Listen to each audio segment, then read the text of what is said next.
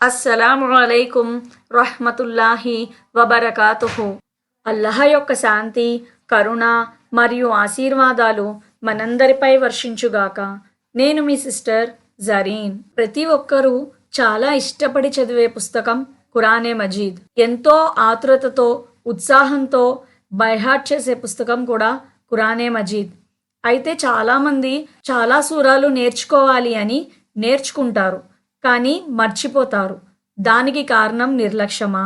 Hazrat Abdullah bin Umar రజియల్లాహు తాలా అన్హు గారు దైవప్రవక్త సల్లల్లాహు అలైహి వసల్లం ఈ విధంగా తెలిపారు అని తెలియచేశారు. ఖురాన్ కంఠస్థం చేసిన మనిషి పోలిక తన ఒంటెను తాడుతో కట్టి ఉంచిన వ్యక్తిలా ఉంది. అతను ఒంటెను కాపలా కాస్తూ ఉంటే అది ఎక్కడికి పోకుండా అక్కడే ఆగి ఉంటుంది. ఒకవేళ తాడు విప్పేసి వదిలేస్తే అది ఎక్కడికైనా వెళ్ళిపోతుంది.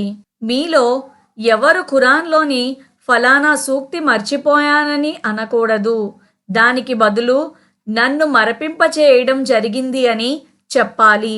ఖురాన్ ఏమరపాటు వహించే ప్రజల హృదయాల నుండి పొగరుబోతు ఒంటెల కంటే కూడా వేగంగా బయటకు వెళ్ళిపోతుంది. అందువలన ఖురాన్ని ఎల్లప్పుడూ పఠిస్తూ జ్ఞాపకం పెట్టుకోవాలి. హజరత్ అబూ మూసా రజియల్లాహు తఆలా అన్హు గారు దైవ ప్రవక్త సల్లల్లాహు అలైహి వసల్లం ఈ విధంగా తెలిపారు అని తెలియచేశారు.